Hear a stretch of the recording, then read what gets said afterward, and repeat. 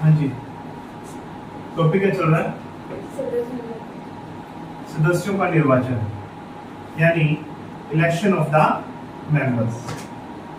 तो अभी तक हम ये पढ़ चुके हैं कि विधानसभा में उसका संगठन कैसे होगा, गठन कैसे होगा, राज्यों में विधानसभा के लिए कौन कौन से आर्टिकल थे। तो हमने पहले आर्टिकल विधानसभा से रिलेटेड, जो विधानमंडल से जो रिलेटेड पढ़ा, वो क्या था?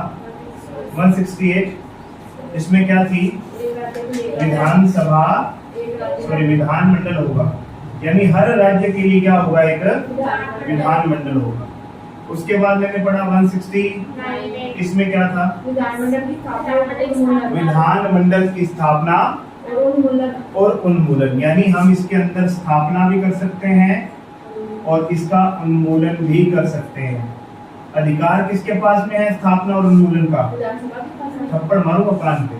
संसद के पास में। इसके पास में? संसद के पास में है ये। और ये होगा कैसे?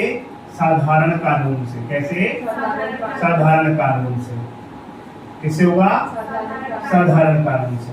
हम ये पढ़ चुके हैं कि विधानसभा अपने जो विधानसभा के अंदर कुल बहुमत संख्या, इसकी कुल सदस्य जो हैं उनकी बहुमत संख्या या उपस्थित या मतदान का 2/3 से 2/3, कितना? 2/3, यानी 2/3 से एक बहुमत पास करेगी, एक प्रस्ताव पास करेगी और उसके बाद संसद उस पर विचार करके और किसकी स्थापना कर देगी? विधान परिषद की स्थापना कर देगी। किसकी स्थापना कर देगी? विधान परिषद की स्थापना करेगी। यहाँ तक हम पढ़ चुके थे। लेकिन आज जो हमारा टॉपिक है वो है सदस्यों का निर्वाचन, यानी इलेक्शन ऑफ द मेंबर्स। इस विधानसभा में या विधानमंडल में जो व्यक्ति या जो सदस्य बनेंगे उनका प्रोसीजर क्या है बनने का? कैसे चुने, कैसे जाएंगे? तो उनके लिए हमारे पास में क्या है? चुनाव। क्या है? चुनाव, इलेक्शन। ठीक है। इस विधानमंडल के अंदर जो बैठने वाले सदस्य उनको कहते क्या है? जो इलेक्शन होंगे, इलेक्शन के बाद में जो यहाँ मेंबर पहुंचेंगे उनको हम क्या कहते हैं? एमएलए। क्या? तो खुल के बोला करो। क्या? एमएलए। क्या? एमएलए। एमएलए मतलब मेंबर ऑफ लेजिस्लेटिव असेंबली। इसका मतलब ये होता है। तो आज इसके बारे में अपन जो है पढ़ेंगे।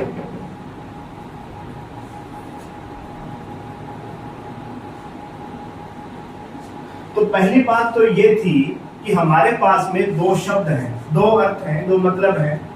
कैसे? सबसे पहले अडल्ट फ्रेंचाइजी, मतलब जो व्यक्ति है, जो उम्मीदवार है, वो 18 साल से प्लस होना चाहिए। क्या होना चाहिए?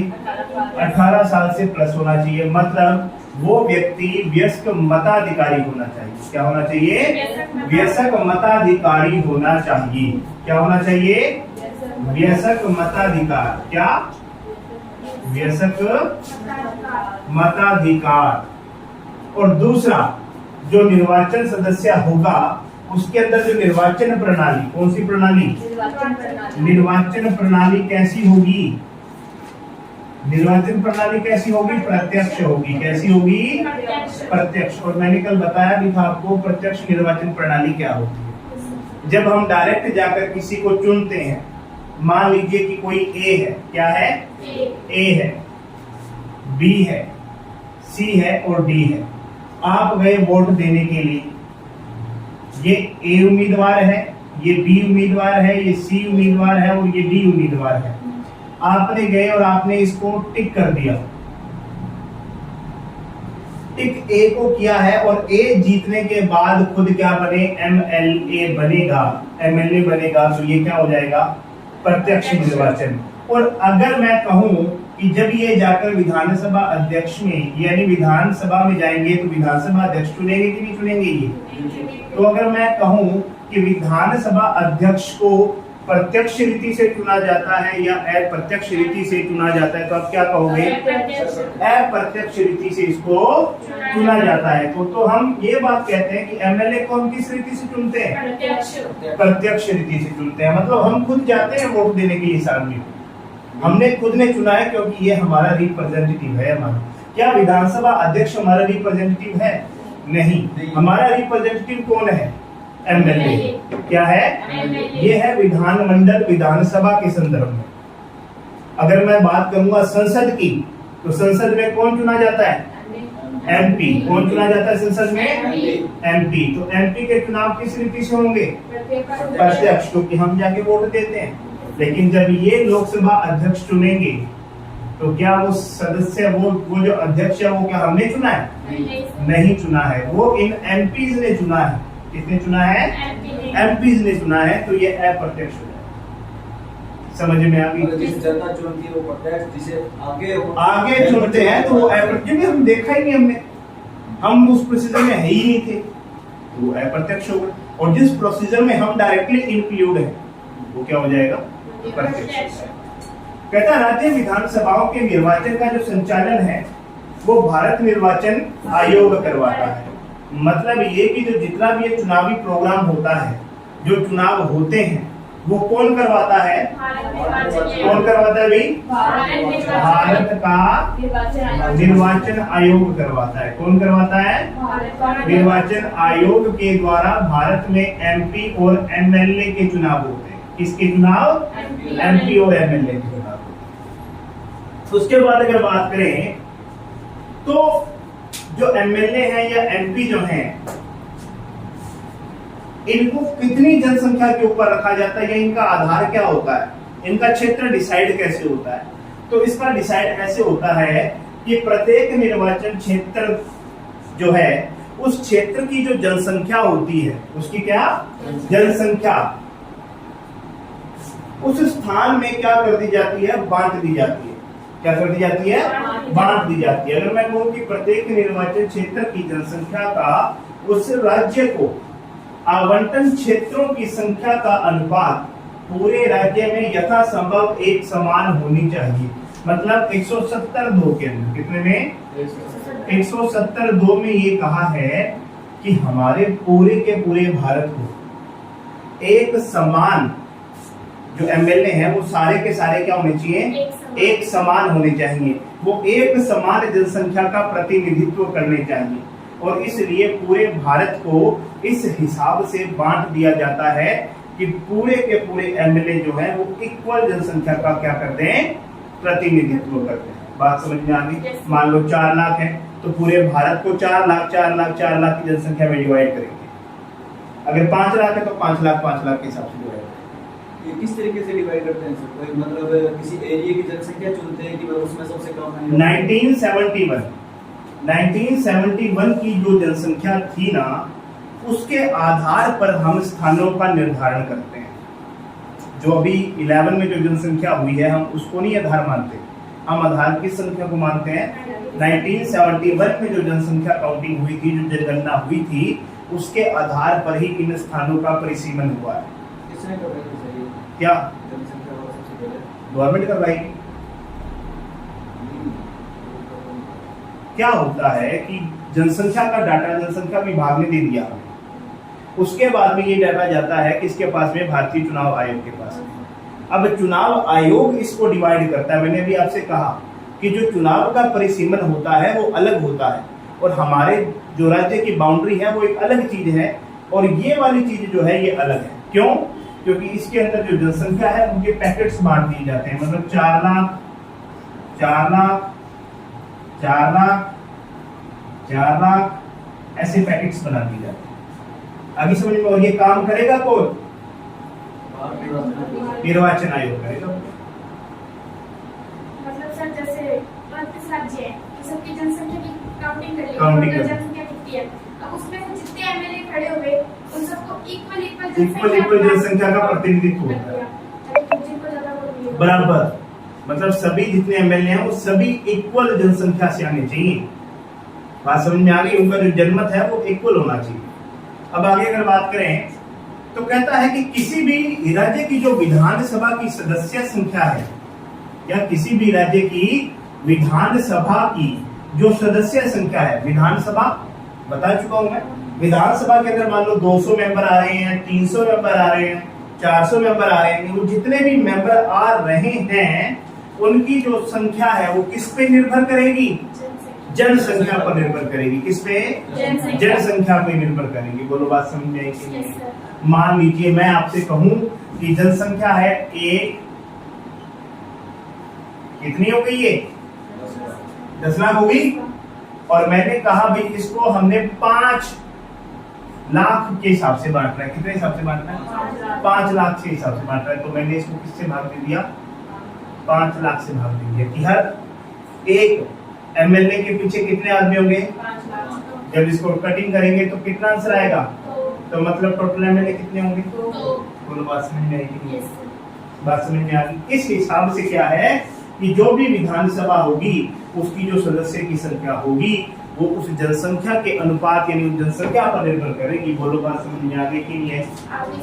ये मैंने आपको बताया। अब इसके अंदर मैंने ये लिख भी दिया है आपको कि कितने आदमी यानी एक एमएलए के पीछे कितने आदमी होंगे? 75।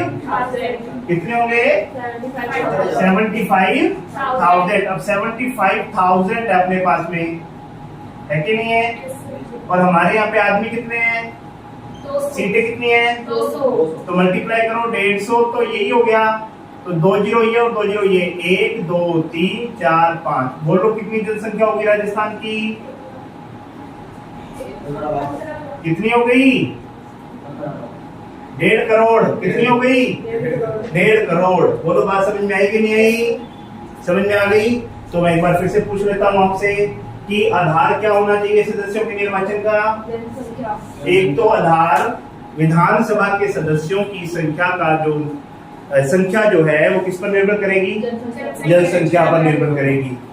एक एमएलए कितनी जनसंख्या का रिप्रेजेंटेटिव करेगा? 75,000 का। दूसरी बात ये कि विधानसभा के जो सदस्य है उसका जो निर्वाचन है किन 2 बातों पर निर्भर करता है? पहली बात, निर्वाचन किस बात पर निर्भर करता है? मैंने क्वेश्चन देखो क्या किया है, निर्भर करता है। पहला 18+ होना चाहिए और दूसरा प्रत्यक्ष निर्वाचन प्रणाली से चुनाव होना चाहिए। अच्छा, विधानसभा के चुनाव कौन करवाता है? भारतीय निर्वाचन आयोग करवाता है।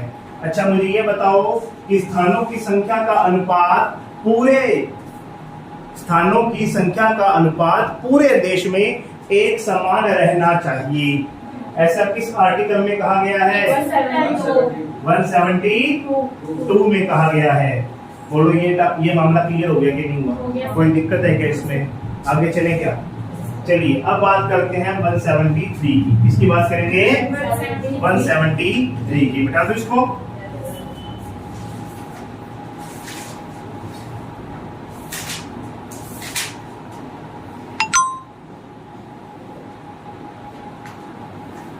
चलिए अब कहता है कि 173 में क्या कहा गया है? ये कहता है कि प्रत्येक जनगणना के पश्चात में, मतलब जब काउंटिंग होती है, जनसंख्या काउंट होती है, तो उसके बाद की बात कर रहा हूं, उसके बाद में राज्य की विधानसभा में स्थानों की संख्या, किसकी संख्या? स्थानों की संख्या तथा प्रादेशिक निर्वाचन क्षेत्रों का पुनः समायोजन संसद द्वारा निर्धारित विधि से किया जाएगा। निर्वाचन क्षेत्रों का पुनः समायोजन किसके द्वारा किया जाएगा? संसद के द्वारा किया जाएगा। मान लो कि जनसंख्या की काउंटिंग हो गई। क्या हो गई? जनसंख्या की पहले काउंटिंग होगी, उसके बाद में टोटल जनसंख्या आ गई हमारे पास में, उसके बाद में 75 के क्या बनेंगे? पैकेट्स बन जाएंगे। ठीक है, और ये काम कर कौन रहा है? संसद कर रही है। कौन कर रहा है? संसद कर रही है। कौन कर रहा है? संसद कर रही है। क्यों कर रही है? क्योंकि भारतीय निर्वाचन आयोग को रिपोर्ट देती है कि हमने ये क्षेत्र डिसाइड कर दिया, और इस संसद के द्वारा जो विधि बनाई गई है, जो नियम बनाए गए हैं, जो कानून बनाए गए हैं, उसके आधार पर ही सभी स्थानों का क्या होगा? समायोजन होगा। क्या होगा? समायोजन होगा। बात समझ में आ गई?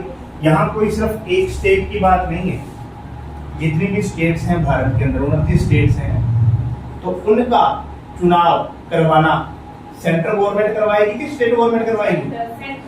तो फिर डिसीजन भी कौन लेगा? संसद लेगी। बात समझ में आ गई। तो ये बात ध्यान रखना कि प्रदेश के निर्वाचन क्षेत्रों का पुनः समायोजन कौन करेगा? संसद करेगी। संसद के द्वारा बनाई गई विधि के द्वारा किया जाता है। अब एक पेच है, पेच ये है कि 84वां संविधान संशोधन हुआ 2001 के। तब हुआ 2001 में 84वां संविधान संशोधन हुआ और उसमें यह प्रावधान किया गया कि सन 2026 कब? सन 2026 में, यानी उसके बाद में जो प्रथम जनगणना के आंकड़े प्रकाशित होने तक, मतलब 84 संविधान संशोधन 2001 में हुआ। इसमें एक प्रावधान किया गया कि 2026 से, मतलब 2026 के बाद जो जनसंख्या होगी, जब तक होगी, उससे पहले तक, उससे पहले तक, यानी 2026 से पहले तक विधानमंडलों के स्थानों की संख्या, विधानमंडलों के स्थानों की संख्या 1971 यानी 1971 की जनगणना के अनुसार ही बनी रहेगी। बात समझ में आ गई कि नहीं होगी? मतलब ये है कि निर्वाचन क्षेत्र जो है उसका जो समायोजन जो किया गया है वो 1971 की जनगणना के आधार पर किया गया है। और ये कब तक रहेगा? 2026 तक, क्योंकि इसके बाद जो जनगणना होगी उसके आधार पर पुनः समायोजन संसद के द्वारा किया जाएगा। 1971 के अकॉर्डिंग चल रहा है, समझ में आया? 26 के बाद फिर ऐसे ही क्यों सर? 26 के बाद ही क्यों सर? एक्चुअल में क्या हुआ कि इसको 10 साल के लिए बढ़ाया गया, ठीक है? 16 मतलब जब इसको लास्ट टाइम बढ़ाया गया तो 26 इसका डिसीजन किया गया था। 26 के बाद में उनका कोई खास सिस्टम की 26 के बाद में इसको क्या कर देंगे? बना देंगे, ठीक है? उसके बाद में कहता है कि निर्वाचन क्षेत्र का परिसीमन, क्या परिसीमन समझते हो? सीमा, परिसीमन मतलब सीमा, बाउंड्री। कहता है कि जैसा कि 2001 की जनगणना के आधार पर किया गया है, मैंने पहले ही बता दिया आपको कि जो परिसीमन है, क्षेत्रों का परिसीमन किसके आधार पर किया गया है? देखो दो चीजें हैं, एक तो है स्थानों की संख्या, क्या है? स्थानों की संख्या। इसका आधार तो क्या है? 1971 की क्या जनगणना के आधार पर। लेकिन कहता है निर्वाचन क्षेत्रों का परिसीमन जो है, ठीक है, जो निर्वाचन क्षेत्रों का परिसीमन जो है वो किसके आधार पर किया गया है? 2001 की जनगणना के साथ। बोलो बात समझ में आई कि नहीं?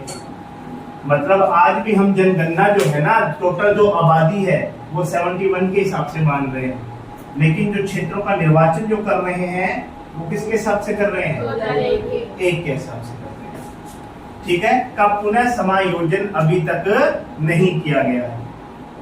2001 कब गया था? आज 24-25 साल हो गए, तो ये भी 2001 वाला परिसीमन चल रहा है और 1971 वाला क्या चल रहा है? स्थानों का आरक्षण, आवंटन चल रहा है।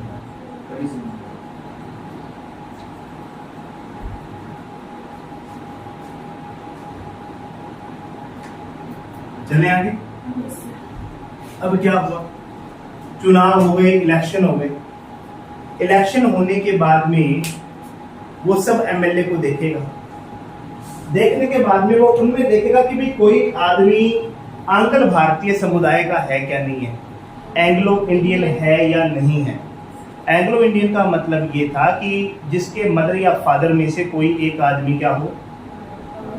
आंग्ल हो, इंग्लैंड अंग्रेज हो, और माँ या बाप क्या हो? भारतीय हो। तो ऐसी संतान को क्या कहा गया? एंग्लो इंडियन कहा गया। तो राज्यपाल जो होता है वो एमएलए में देखता है कि कोई एक बना है या नहीं बना, एमएलए ऐसा कोई आया है। अगर उसको लगता है कि नहीं आया है तो वो एक ऐसे व्यक्ति को जो एंग्लो इंडियन है उसको मनोनीत कर सकता है। क्या कर सकता है? उसको मनोनीत कर सकता है, अपने मन से उसको चुन सकता है। ये राज्यपाल के पास में पावर होती है बिना चुनाव के। बिना। आर्टिकल 333।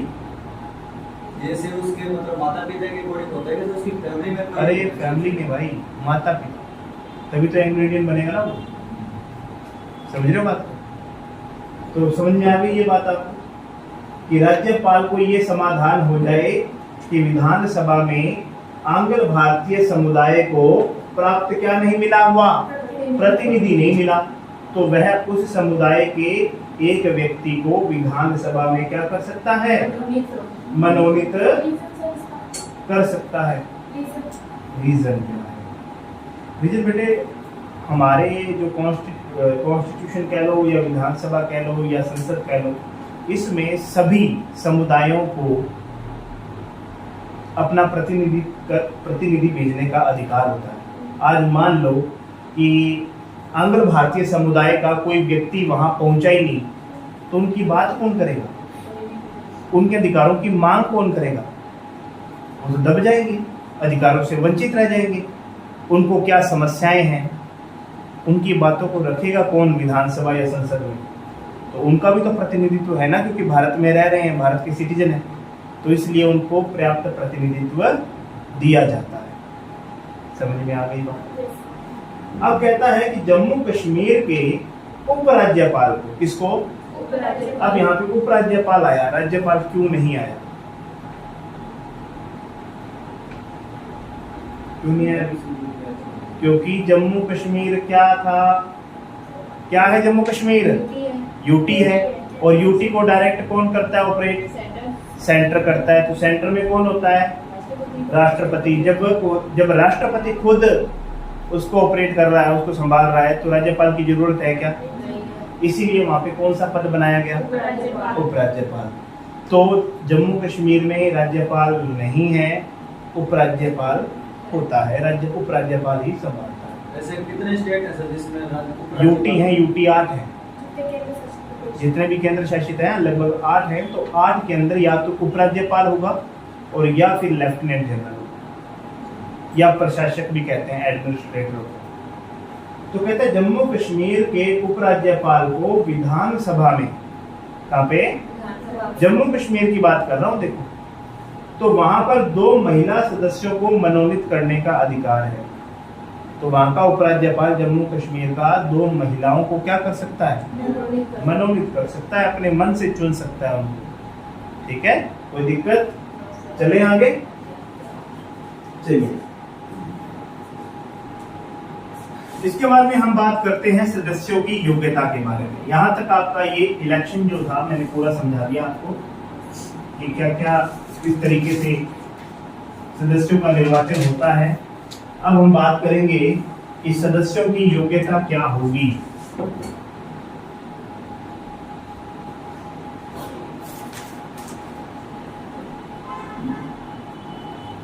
सदस्यों की योग्यता क्या होगी? तो कहता है आर्टिकल 173, क्या?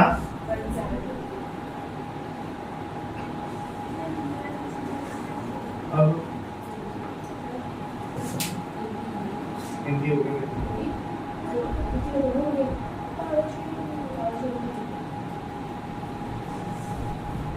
ठीक है।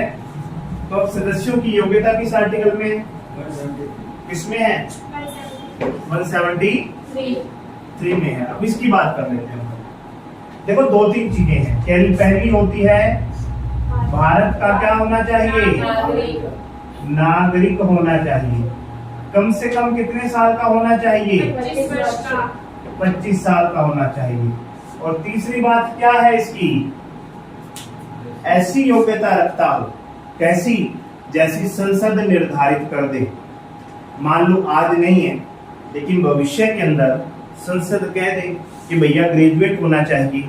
अभी तक नहीं है, लेकिन कल को ये बन सकता है ना कि भाई जो भी उम्मीदवार होगा, जो भी कैंडिडेट बनना चाहता है, एमएलए बनना चाहता है, उसके लिए शैक्षणिक योग्यता भी हमने ऐड कर दी है, और वो क्या होना चाहिए? कम से कम ग्रेजुएट होना चाहिए। तो अभी तक तो नहीं है, लेकिन तीसरा पॉइंट हम ये मानते हैं कि संसद के द्वारा किया गया कोई प्रावधान। ठीक है, तो ये 3 आधार ऐसे हैं जिनके आधार पर वो क्या बन सकता है, एमएलए बन सकता है। तो आर्टिकल 173 बता दो क्या है, जल्दी से एक बार बताओ, जल्दी जल्दी क्या है।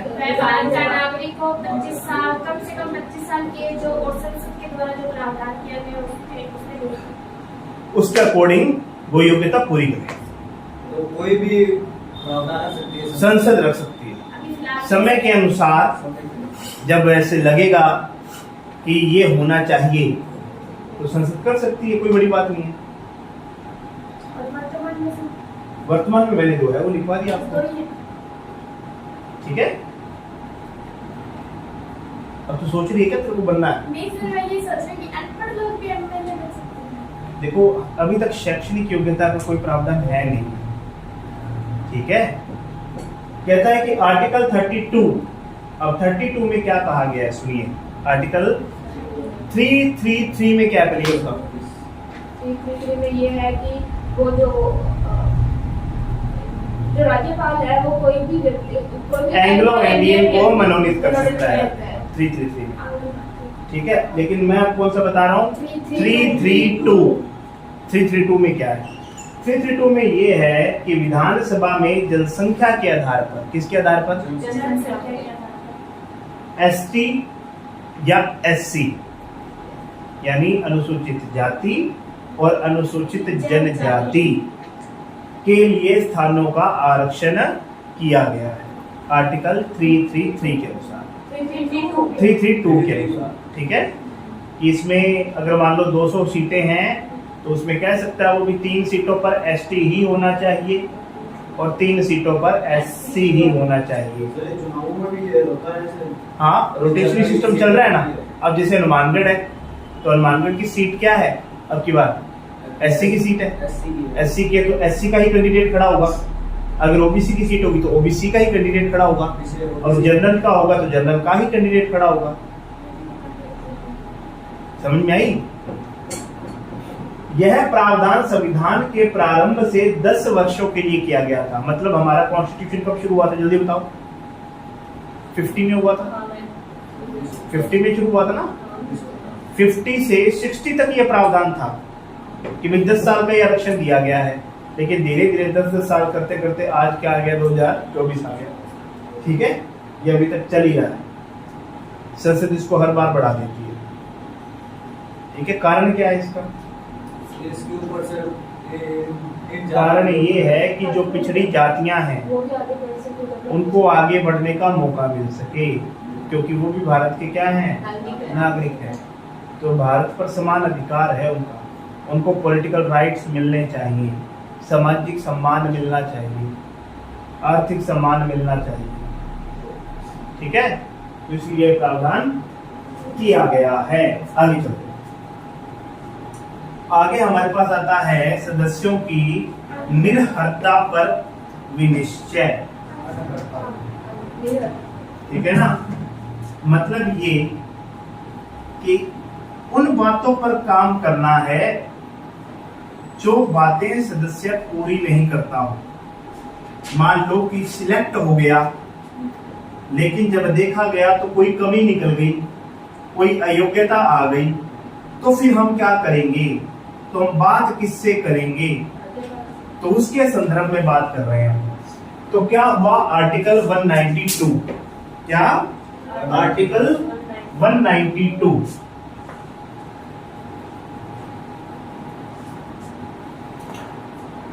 आर्टिकल 192 ये कहता है सदस्यों की अनर्हता,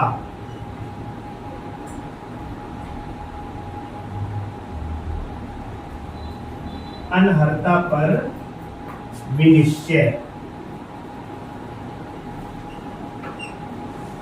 ठीक है जी। अब मैं समझाता हूं इसको क्या होता है।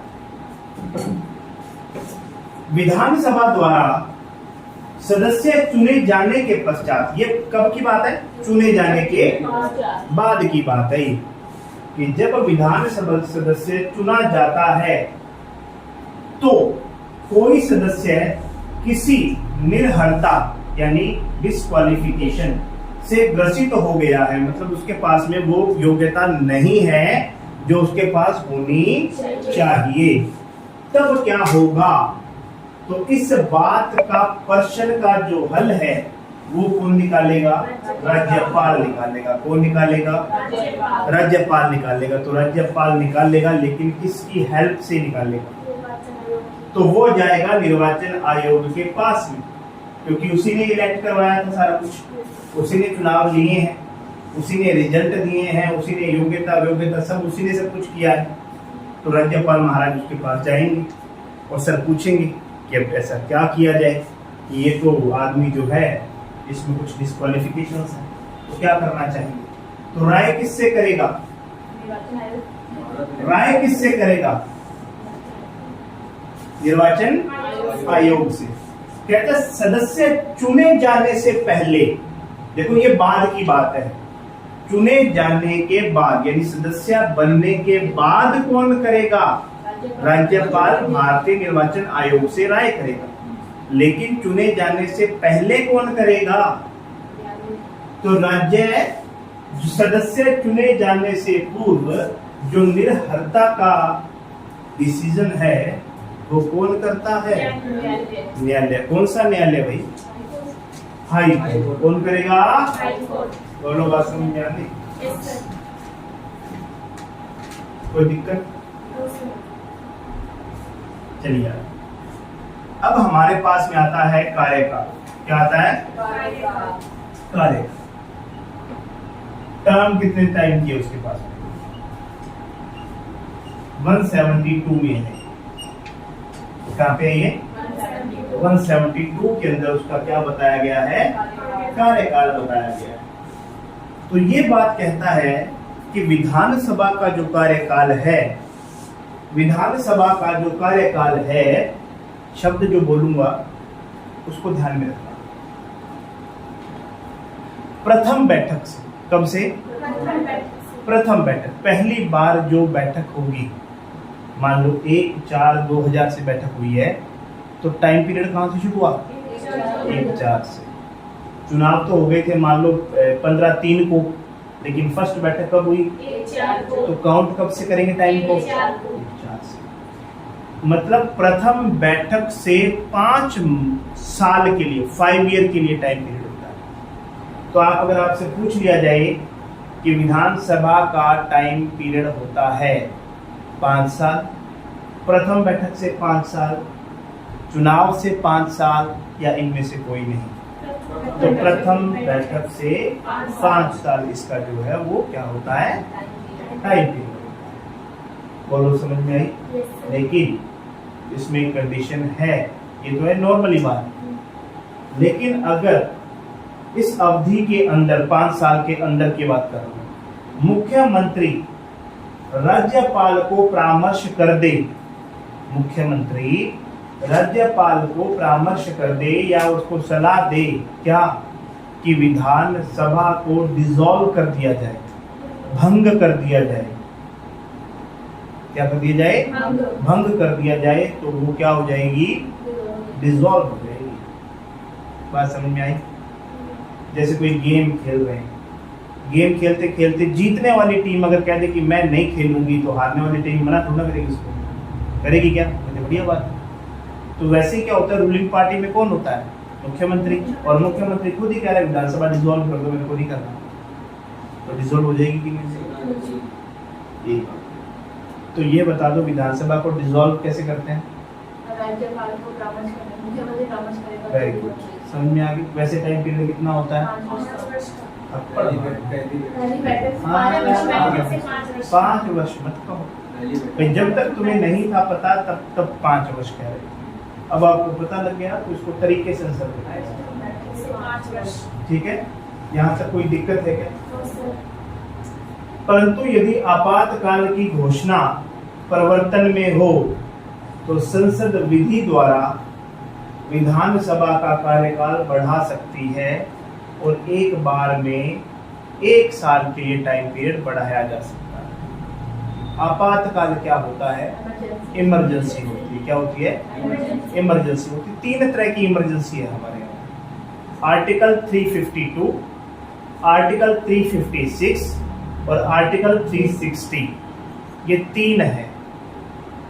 आर्टिकल 352 में होता है सशस्त्र विद्रोह या सशस्त्र क्रांति। 56 में होता है राज्यपाल अगर जाकर कह दे कि संवैधानिक तंत्र विफल हो गया है तब। और 360 के अंदर लगता है वित्तीय आपात, मतलब इकोनॉमिकल क्राइसिस आ गया हो, अर्थव्यवस्था बिगड़ गई हो। तो 3 कंडीशन में क्या लगता है? आपातकाल लगता है। इन तीनों में से कोई भी कंडीशन में आपातकाल लगा हो, कहाँ पे? देश में, तो संसद क्या करेगी? देखो इस इधर तो आपातकाल लगवाए, नेशनल इमरजेंसी लगी हुई है, तो क्या चुनाव करवाएंगे? नहीं करवाएंगे। तो संसद क्या कर देगी? चुनाव का टाइम पीरियड 1 साल बढ़ा देगी। मतलब अब सरकार कितने साल चलेगी? 6 साल। और अगर मान लो 1 साल बाद भी इमरजेंसी नहीं हटी तो संसद फिर से क्या कर देगी? 1 साल के लिए बढ़ा देगी। मतलब एक बार में कितना बढ़ा सकती है? 1 साल बढ़ा सकती है। समझ में आ गई बात? किसी भी अवस्था में आपातकाल की घोषणा समाप्त हो जाने पर 6 माह की अवधि से अधिक नहीं होगा। क्या किसी भी अवस्था में आपातकाल की घोषणा समाप्त हो जाने पर,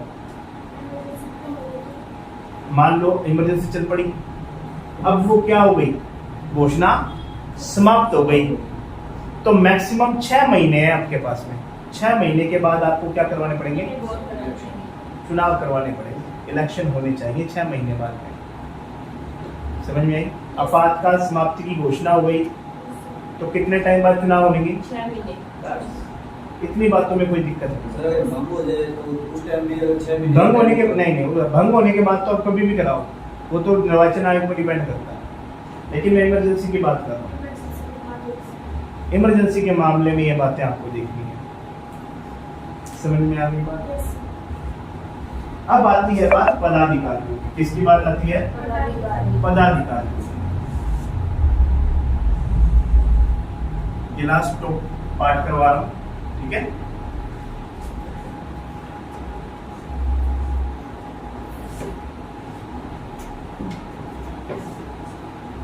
तो क्या लिखेंगे इसमें?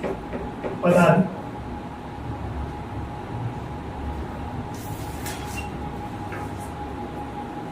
पहली बात यह है कि विधानसभा में 2 तरह के पदाधिकारी होते हैं। कितने तरह के पदाधिकारी होते हैं?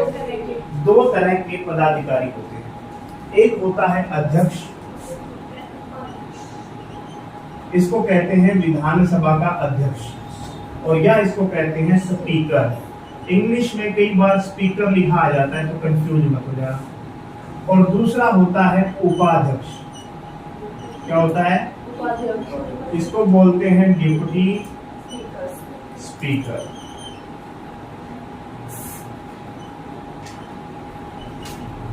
किंतु परंतु क्या समझ में आ गई? कितने तरह के पदाधिकारी होते हैं? 2 तरह की। कौन कौन से? अध्यक्ष और उपाध्यक्ष। स्पीकर और डिप्टी स्पीकर। अब आराम से सुनेंगे इसको। पहली बात ये कि विधानसभा का अध्यक्ष यानी स्पीकर और विधानसभा का उपाध्यक्ष मतलब डिप्टी स्पीकर दोनों कहां से चुने जाएंगे?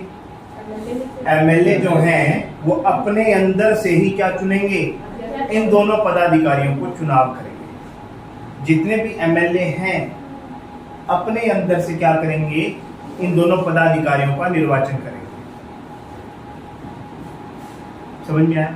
सर एक तो जैसे मान लो आपस में चुनाव कर लेंगे, ठीक है, एक वो राज्यपाल करता है कि भाई आप में से एक अध्यक्ष होगा, वो प्रोटेम स्पीकर होता है, उसकी बात अलग है। मैं विधानसभा अध्यक्ष जो स्थायी होता है उसकी बात।